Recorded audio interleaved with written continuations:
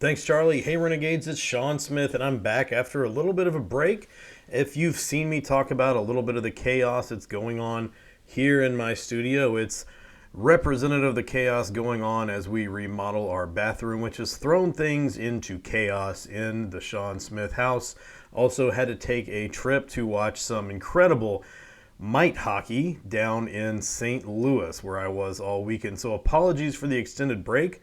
I know that Crazy Charlie and Brian have had you guys covered, but I am back and I'm happy to be here. And I'm really excited to talk about, after what was a bit of a rough stretch while I was out, and I'd say it probably had nothing to do with the fact that I wasn't here, it's nice to talk about a couple of streaks. Now, of course, the first streak I'm going to talk about is the fact that Juuso Parsonen's rookie goal or point, what, oh, goodness gracious.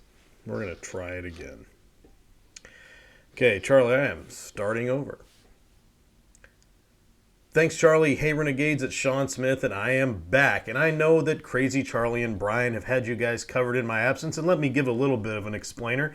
Of course, the chaos that you've been familiar with recently here in my studio is representative and reflective of the chaos in the Sean Smith house because we are remodeling our bathrooms, and it is taking a toll on how things are going here. Now, that can speak for some of my absence, but the rest of the absence has to do with an exciting trip to St. Louis, Missouri, where I got to watch my favorite hockey player and part-time Renegades of Puck correspondent Kalen Smith play some incredible mite hockey against some quality teams from Chicago and St. Louis as well. Now, unfortunately, their weekend didn't end the way we wanted it to, but the Predators do have some good things going on, and that's what I'm excited to talk about. Let's talk about two streaks.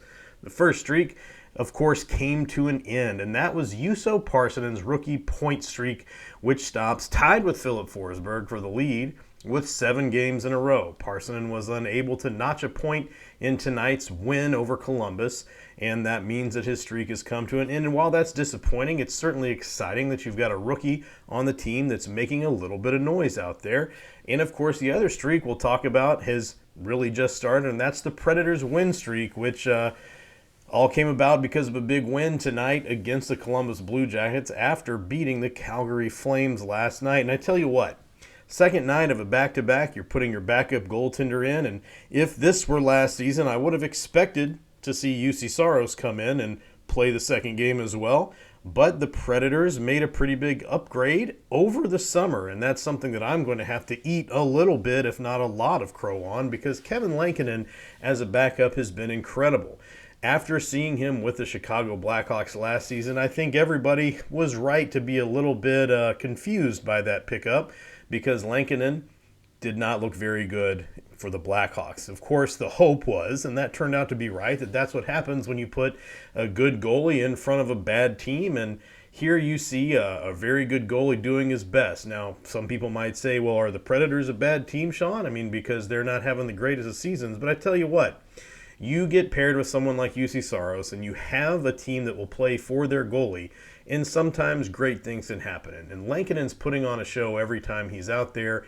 He's playing a heck of a game every night he's out there. And I tell you what, this tandem of Saros and Lankinen is something to watch out for. Now, if the rest of the team could get their offense together and the defense could start limiting some shots that they're allowing, Predators might be looking pretty scary right now. And scary in a good way for Preds fans and a bad way for the rest of the league. But speaking of saves, 39 saves for Kevin Lankinen means on a home win, don't you get 39 cents off per gallon at Mapco? I think that's a pretty good deal you might want to take advantage of. So that's something that if you live in the viewing area here, you might want to go out there and take a chance on filling your tank up. That's a pretty solid discount. That's 400 points at Kroger's worth of savings, which is like $400 worth of groceries. And all you had to do was nothing.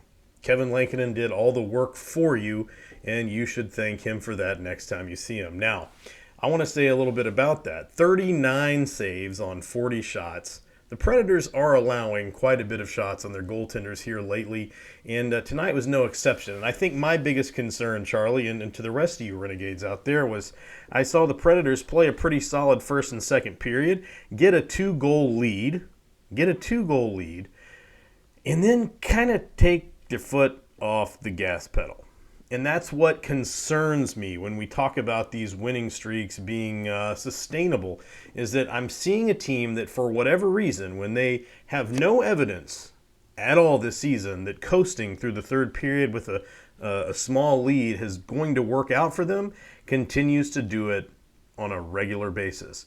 A 2-goal lead, not a very big lead. It's a scary lead if you're the team ahead, because you're just 1 goal away from a pulled goalie at the end in a tied game, which sends you into overtime and may get you the loser point if you can't go ahead and score another one.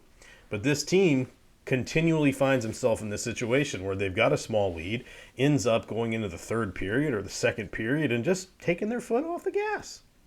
I'm not going to say they're pumping the brakes, but they're definitely taking their foot off the gas. And when that happens, you get a lot of pressure on your goaltender, which there's been way too much pressure on these goaltenders lately. And you start to see the shots pile up and you start to see the goals leak through. When the goals start leaking through, that's when things get bad. Now, the team responded well, and they stepped up and started playing the way they needed to play the last 6 or 7 minutes of the game, which was enough for them to hang on. But if you are expecting this Predators team to be a team that's going to go to the playoffs, and even if they go to the playoffs, make a little bit of noise in the playoffs, they're going to have to be a team that keeps their foot on the gas pedal for the entire game. Whether they've got a 2-point lead, a 6-point lead, or if they're down by 1, whatever, they've got to go the whole game. There's no reason and no evidence I've seen this season that tells me that the Predators can coast and protect a 2-goal lead. That being said, it certainly is exciting to see the team doing well when you watch a couple of games in a row and see that they can get things done. You got a little bit of depth scoring there from Yakov Trinan and Cody Glass. Always nice to see those guys get involved.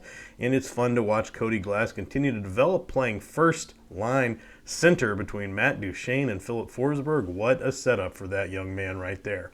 Now, Charlie, that's about all I have. We should have an exciting week of hockey ahead of us.